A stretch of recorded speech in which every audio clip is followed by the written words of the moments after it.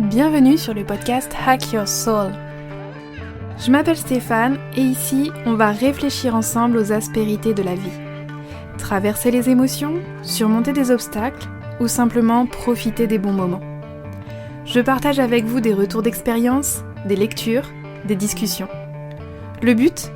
Nourrir vos pensées, vous donner des pistes d'introspection et aiguiser votre esprit critique. Épisode 37, de la saignée à l'IA, soigner l'humain ou réparer des symptômes. Bienvenue dans ce 37e épisode du podcast. Cette semaine, j'ai lu un magazine sur la science au Moyen-Âge, un hors-série de Science et Avenir pour tout vous dire. Parmi les articles, quelques pages sur la médecine ont particulièrement attiré mon attention. On y parle de saignée, de fiole d'urine, de moine jardinier, de barbier chirurgien. Et pourtant, derrière ces pratiques qui peuvent nous sembler étonnantes aujourd'hui, se dessinait déjà une vraie démarche. Observer, recueillir des signes, formuler des hypothèses. Et cette lecture m'a amenée à une question qui me traverse depuis longtemps. Qu'est-ce que ça veut dire être médecin aujourd'hui ? Et pour moi, pédopsychiatre plus encore. Quelle est la place qu'on me donne ? Celle que je veux prendre et celle qu'on m'impose parfois sans me demander mon avis.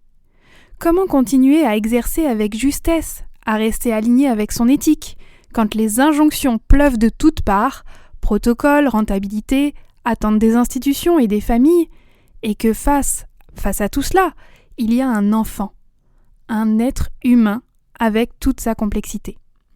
Cette question, honnêtement, elle mériterait un livre. Mais aujourd'hui, c'est à travers ce détour par l'histoire que j'ai envie de l'ouvrir. Alors je vous emmène quelques siècles en arrière pour une plongée dans la médecine médiévale, puis je partagerai avec vous les réflexions que cette lecture a fait émerger en moi. Médecine au Moyen-Âge, entre saignée et analyse de fiole d'urine.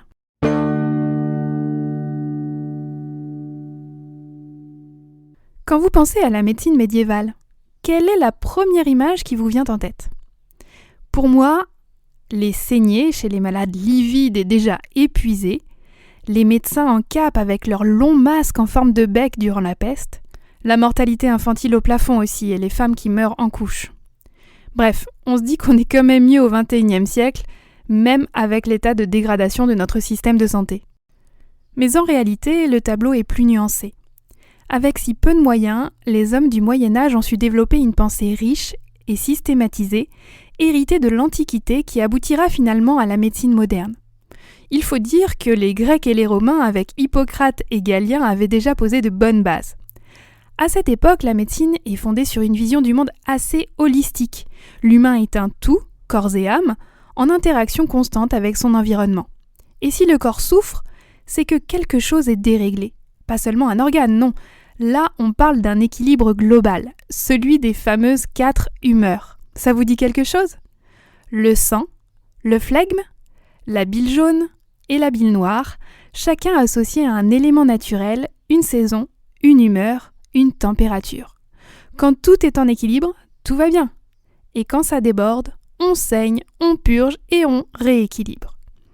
Ce modèle hérité d'Hippocrate et de Galien a traversé les siècles et a été renforcé au XIIe siècle par l'arrivée en Occident des grands traités de médecine arabe comme ceux d'Avicenne ou Rhazès, traduits en latin dans des centres comme l'école de Salerne. Cette école de Salerne est une des pionnières. Salerne, pour vous situer, c'est une ville dans le sud-est de Naples, en Italie. Elle prend son essor au XIe siècle et aura une grande renommée sur son art de soigner dans toute la chrétienté. Fait remarquable pour l'époque, cette école accueille des femmes parmi ses élèves et même parmi ses enseignants, comme la célèbre Trotula di Ruggiero, gynécologue et chirurgienne. Plus tard, les premières facultés de médecine verront le jour dans certaines grandes villes, Bologne, Naples, Paris, Montpellier.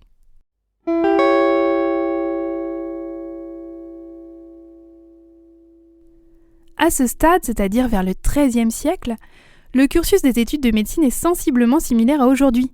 5 à 6 années pour devenir maître ès art, puis 4 années de spécialisation. Cette formation, désormais diplômante, est réservée aux hommes. Et oui, les femmes qui avaient pu accéder à Salerne sont peu à peu exclues.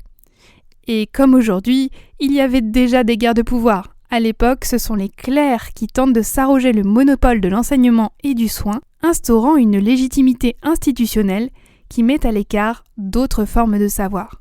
Mais malgré cette formation, la professionnalisation reste inaboutie. En parallèle de cette médecine savante, enseignée dans les premières universités, existait toute une constellation de soignants ou praticiens. Barbiers chirurgiens, matrones, guérisseurs, moines, tous porteurs de savoirs empiriques, familiaux, parfois transmis oralement et appris au chevet du malade. Le moine soignait avec des plantes cultivées dans le jardin du monastère. Le barbier saignait, amputait, posait des ventouses. Et la matrone accouchait, conseillait, accompagnait souvent sans reconnaissance institutionnelle. Les femmes, mises au banc des universités, continuent de transmettre leur savoir de génération en génération, complété par l'expérience concrète. Leur place au sein de la société était ambivalente, interdite d'études supérieures mais pourtant indispensable. Elles intervenaient là où les hommes ne pouvaient pas aller, la sphère gynécologique. Et on faisait aussi appel à elles pour constater des viols ou délivrer des certificats de virginité. Certaines, comme maîtresse Ersanda, ont même accompagné des rois en croisade en tant que chirurgiennes, bien que ces figures restent rares et souvent oubliées.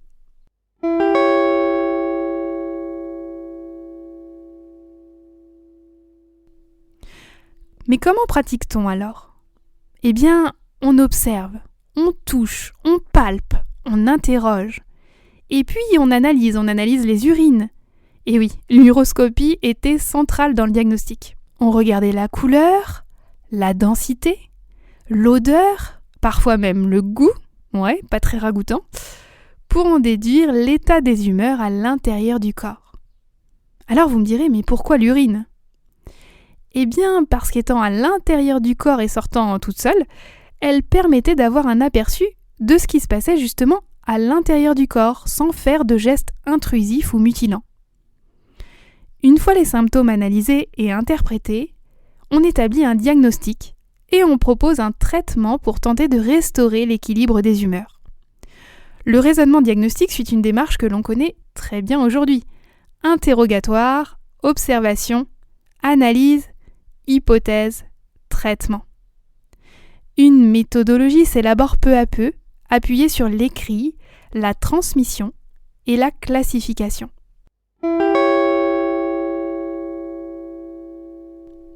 En 1363, un certain Guy de Chauliac rédige le premier grand traité chirurgical en français, la Chirurgia Magna. Il y décrit des interventions telles que la réduction de fractures, la cautérisation et même l'ablation de la cataracte à l'aiguille, une technique rudimentaire mais déjà remarquablement précise pour l'époque. Bref, quand on regarde la médecine médiévale d'un peu plus près, on peut sincèrement s'émerveiller de ce qu'il mettait en œuvre avec si peu de moyens. Certes, il y avait des croyances, des superstitions, et parfois un certain obscurantisme. Mais dites-moi, la coexistence d'une médecine universitaire, académique, et de praticiens non reconnus, qui flirtent plus ou moins avec le champ de la croyance ou de la superstition, ça ne vous rappelle pas un peu ce qu'on vit à l'heure actuelle ? Quand tout le monde peut soigner, nivellement, confusion, désordre.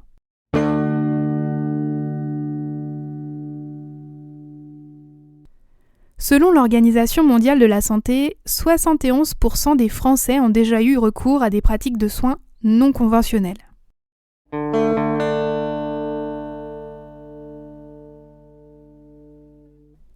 Explosion de l'offre et peu ou pas de régulation.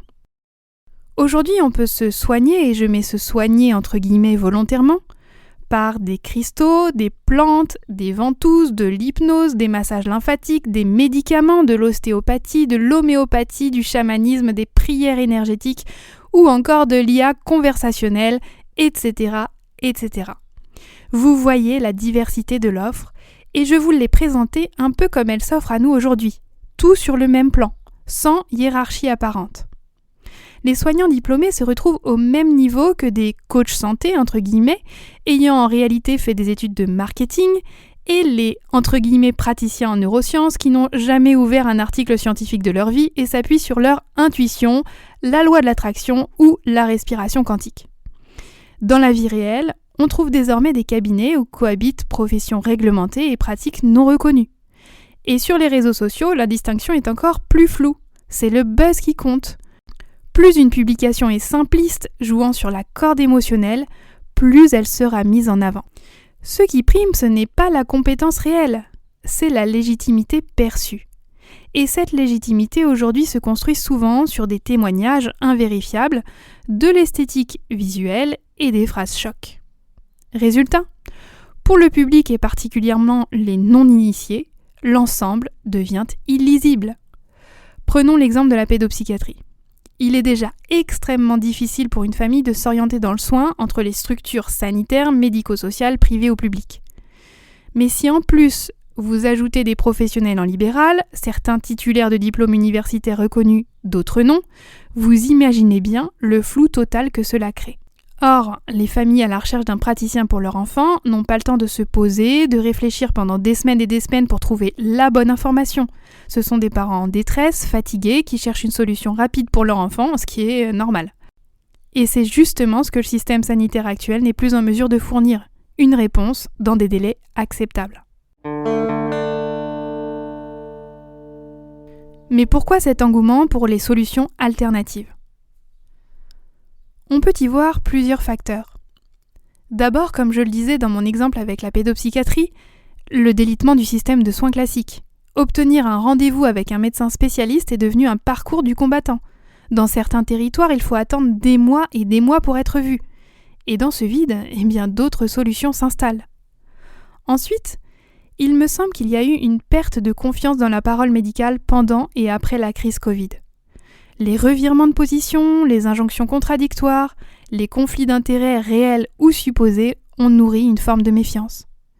Et dans cette cacophonie, ce ne sont pas les plus compétents qu'on entend, non, ce sont les plus bruyants, ceux qui parlent le plus fort. Enfin, la médecine conventionnelle est souvent perçue par les patients comme froide, fragmentée, focalisée sur les organes, parfois même technocratique. On y parle chiffres, protocoles, délais, mais rarement émotions. Là encore, la réduction de moyens réduit le temps disponible pour chaque patient. Mais les gens ont besoin d'écoute, de reconnaissance, d'humanité. Et c'est ce que promettent certaines approches alternatives, une prise en charge globale, humaine, avec du temps. À tel point que l'on oublie parfois de se demander avant d'y aller, est-ce que c'est efficace ? Est-ce que c'est sans danger ? Et sur quoi reposent ces approches ? Approche holistique ne veut pas forcément dire médecine parallèle. Et là, je voudrais faire un petit arrêt sur image, parce que le mot holistique est souvent employé à toutes les sauces. Proposer une approche holistique, ça veut dire accueillir une personne dans sa globalité, son corps bien sûr, mais aussi son histoire, ses émotions, ses croyances, ses relations, son environnement. Ça ne veut pas dire qu'on jette la science par la fenêtre ou qu'on remplace les antidépresseurs par du thé au romarin. Écouter une personne dans sa globalité, ce n'est pas quitter le champ du soin fondé, c'est au contraire l'élargir. L'un n'exclut pas l'autre. Le soin véritable, c'est peut-être d'abord l'équilibre entre rigueur, présence et humanité. Quand tout se vaut, plus rien ne vaut. Ce nivellement horizontal crée un brouillage des repères accentué par les réseaux sociaux, mais aussi par des plateformes de rendez-vous comme Doctolib, où professionnels reconnus et praticiens non réglementés coexistent sans distinction visible. Conséquence, cela fragilise le parcours de soins, et certains patients errent avec pour corollaire des retards diagnostiques. D'autres peuvent même arrêter un traitement efficace au profit de solutions dites naturelles, aux effets souvent illusoires. Et d'autres encore mélangent tout sans comprendre les risques. Parce qu'il n'y a plus de limite claire entre le soin et la magie, si je le dis ainsi pour être provocatrice. Alors peut-être que vous vous dites, mais si ça fait pas de mal, c'est pas si grave.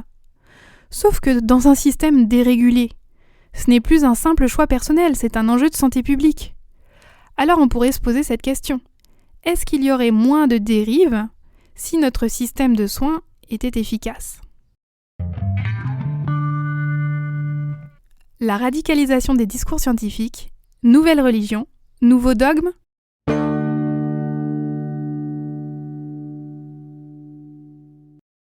Quand la science devient certitude.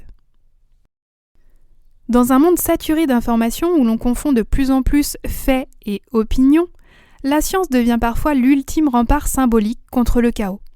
Autorité incontestable, elle glisse alors vers un statut de vérité absolue à laquelle il faudrait adhérer sans réserve, sans nuance, sans doute. Ah là là, ce serait tellement rassurant si tout pouvait être vérifiable, objectivable, incontestable. Mais voilà, quand on travaille avec de la matière humaine, comment dire, on est un peu loin de tout ça. On est vite confronté à des zones grises, à des nuances et à de l'imprévisible. Et attention, cela ne veut pas dire qu'il ne faut pas structurer la pensée, poser des hypothèses, mener des recherches, valider des protocoles. Et évidemment qu'il faut faire de la science. Mais il faut aussi reconnaître que jusqu'à preuve du contraire, notre complexité d'humain ne rentre pas entièrement dans cette équation. Pas encore du moins. Et ce petit interstice de zone grise dans une société ayant perdu ses repères laisse la place à toutes sortes de pratiques plus ou moins fondées, plus ou moins risquées. En réaction, on assiste depuis quelques années à une certaine radicalisation du discours scientifique. Le doute, la prudence, la remise en question, qui sont pourtant au cœur de toute démarche scientifique sérieuse, sont alors perçus comme des menaces. Comment reprendre la parole en tant que soignant ? En tant que soignant, notre métier c'est de soigner, pas de faire du bruit sur les réseaux sociaux. Vous me direz, à quoi bon aller se fatiguer sur les réseaux sociaux pour se prendre des volets de bois vert à chaque fois qu'on écrit quelques lignes ? Et pourtant, dans le contexte actuel, il est plus qu'essentiel que les soignants formés partagent leur expérience. Pas pour prouver que telle ou telle théorie fonctionne parce qu'on tombe vite dans des clivages qui n'apportent pas grand-chose de mon point de vue. Pas non plus pour imposer une vérité, mais pour offrir une parole incarnée, un savoir de terrain, une mémoire du réel, une clinique du quotidien. Oui, les soignants de terrain ne sont pas des scientifiques et ce n'est pas leur rôle, les chercheurs sont là pour ça. Et cette parole soignante, enracinée dans la réalité du soin, est précieuse. Elle peut aider à tracer une frontière claire entre ce qui relève du soin fondé et ce qui relève de la croyance. Parce que si nous ne disons rien, d'autres parlent à notre place. Et ce sont souvent ceux qui simplifient, qui séduisent, voire manipulent. Et si en cherchant à défendre la raison, on oubliait de penser ? Je pense que c'est le point qui mérite une réflexion approfondie. S'appuyer sur la science, évidemment, mais ne plus penser, c'est non. Penser, douter, s'interroger, c'est le moteur, c'est ce qui fait tenir notre humanité. La science n'est pas un dogme, ni un modèle figé. Elle avance justement par le doute, par la remise en cause, par l'humilité face à ce qu'on ne comprend pas encore. Il ne faut pas confondre rigueur et rigidité. Parce que être humain, c'est aussi cela, se confronter à des incertitudes, des paradoxes, des échecs. C'est s'interroger sans cesse sur des questions existentielles. C'est essayer de tracer sa voie sur des repères parfois branlants. C'est essayer, c'est rater aussi. Et c'est encore réessayer. C'est chercher des réponses qu'on n'a pas encore. Accepter d'avancer sans toujours tout maîtriser. Un peu comme ces médecins médiévaux dont on parlait tout à l'heure, ils tâtonnaient, ils expérimentaient avec leurs moyens limités, mais ils cherchaient. Et peut-être que c'est là que la pensée doit reprendre ses droits. Parce qu'une science qui ne pense plus, ce n'est plus de la science. C'est un système de croyance.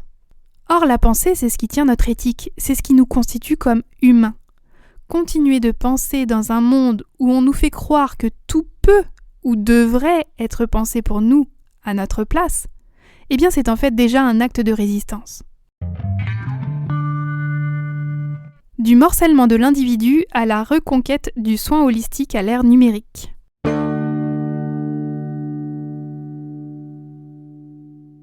Ce que le Moyen-Âge n'a pas oublié et que nous avons peut-être un peu perdu, une médecine du sens. Alors non, bien sûr, il ne s'agit pas de ressusciter la théorie des humeurs, on sait qu'elle est fausse et scientifiquement dépassée. Mais force est de constater que cette théorie avait quelque chose que nous avons peut-être perdu aujourd'hui dans notre quête d'amélioration et de technicité. Une manière de relier le corps, l'âme, les émotions, l'environnement, et de penser la santé comme un équilibre à réajuster, pas simplement un mécanisme à réparer. C'était une médecine du sens, et pas seulement une médecine de la fonction.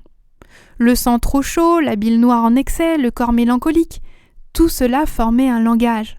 Le symptôme disait quelque chose de la personne, de son rapport au monde, de son rythme, de sa vie. Aujourd'hui, en consultation, on peut facilement être réduit à un organe. La question du morcellement du corps et les surspécialisations de la médecine partaient d'une bonne idée: créer une expertise pour mieux soigner. Ce qu'on n'avait peut-être pas mesuré, c'est que cette surspécialisation allait oublier que l'individu n'est pas seulement un organe, ni un diagnostic ou une étiquette. Le diagnostic, c'est essentiel, mais il ne dit pas grand-chose du vécu, du contexte, du lien familial, des traumas, des ressources internes, etc. Et parfois, quand on reste sur des diagnostics purement symptomatiques, ça fige la pensée. Prenez les fameux TOP, les troubles oppositionnels avec provocation qui connaissent leur heure de gloire en ce moment. Très bien, oui, il y a un TOP. Mais ensuite, s'arrêter seulement à ce diagnostic, c'est oublier la personne derrière. C'est réduire un comportement à une étiquette. Et cette étiquette, elle ne dit rien du développement de l'enfant, de son environnement familial, de ce qu'il traverse ici et maintenant. Ça ne dit rien du comment, du pourquoi maintenant, du avec qui, ni du qu'est-ce que ça raconte. Et le risque, c'est que l'on s'arrête sur cette dénomination sans chercher à comprendre la globalité du tableau. Encore une fois, je le redis, les diagnostics sont essentiels. Ils orientent, ils permettent de discuter avec les patients et les familles, et bien sûr avec les autres professionnels. Ils peuvent même soulager. Mais c'est ce qu'on en fait et l'importance qu'on leur accorde qui fait la différence entre un outil au service du patient et une étiquette enfermante et potentiellement stigmatisante. L'IA, Barbier 2.0, le défi d'un soin rapide et déshumanisé. Vous avez peut-être entendu parler de ces boîtes installées en pharmacie qui ressemblent un peu à des cabines téléphoniques dans lesquelles vous entrez. On mesure votre tension artérielle, votre pouls, votre température, et ensuite vous avez une visio avec un médecin, parfois à l'autre bout de la France. Vous avez peut-être aussi entendu parler de ces personnes qui disent utiliser ChatGPT pour faire leur psychothérapie. Alors, que peut-on imaginer pour demain ? Eh bien, ce que j'imagine en tout cas, c'est que pour les pauvres, il n'y aura plus d'humain. Juste l'IA, une sorte de Barbier 2.0. Ce qui se dessine doucement mais sûrement, c'est une médecine de l'optimisation semi-automatisée, standardisée, déléguée à des dispositifs connectés, s'appuyant sur l'intelligence artificielle. Certes, ces dispositifs seront disponibles 24 heures sur 24, 7 jours sur 7, sans congé maladie, sans vacances, sans retard. Et c'est comme ça qu'on nous les vendra. Efficacité, accessibilité, rapidité, zéro attente. Je ne doute pas que le marketing de la santé numérique saura trouver les mots justes pour nous le vendre. Et pendant ce temps, ceux qui en auront les moyens verront encore un soignant en chair et en os, quelqu'un qui les écoute, les accueille, qui peut-être regarde encore au-delà du symptôme. Un humain qui bien sûr se servira aussi de l'intelligence artificielle, mais comme d'un assistant, pas comme d'un remplaçant. L'intelligence artificielle, c'est un formidable outil et pour la médecine, elle promet des avancées majeures en imagerie, en génétique, en aide au diagnostic. Mais elle ne saura pas rencontrer les gens, créer du lien, créer une relation. Autrement dit, elle ne saura pas établir une alliance. Elle ne saura pas entendre ce qui est tu, capter le frémissement d'un silence. Or, ceux qui soignent en psychologie, ce n'est pas la psychanalyse ou les thérapies cognitivo-comportementales ou la systémie, non. Ça, ce sont juste des outils. Ce qui soigne, c'est la relation. Et en médecine somatique, c'est aussi la relation et l'alliance thérapeutique qui font toute la différence entre un soin et une simple délivrance d'ordonnance. Conclusion, réapprendre à penser, à écouter, à soigner.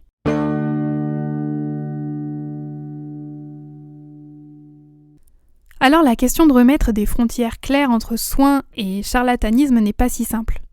Et en réalité, cette difficulté n'est pas nouvelle.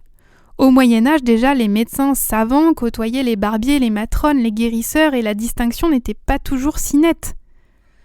Mais aujourd'hui, avec les réseaux sociaux, les algorithmes, l'éclatement du paysage thérapeutique et un certain capitalisme de la santé, voire une dérégulation, cette confusion est devenue systématique. Alors comment faire ? Comment crédibiliser la médecine sans tomber dans le dogme ou l'arrogance ? Comment défendre les sciences humaines, leur complexité, leur richesse, sans les opposer stérilement aux sciences dites dures ? La polarisation des débats, et là je pense notamment à tout ce qui se passe autour de la psychanalyse, n'aide pas à se forger une pensée claire, étayée et subtile. Tout devient binaire, réactif, émotionnel. Mais le soin, lui, il demande de la lenteur, de la nuance, du tact. Et on ne m'enlèvera pas cette idée de la tête. Accueillir quelqu'un comme une personne, dans sa globalité, son histoire, ses contradictions, c'est toujours la première étape d'un soin véritable. Peu importe la spécialité, peu importe le champ théorique, on ne soigne pas des diagnostics, on soigne de vraies personnes.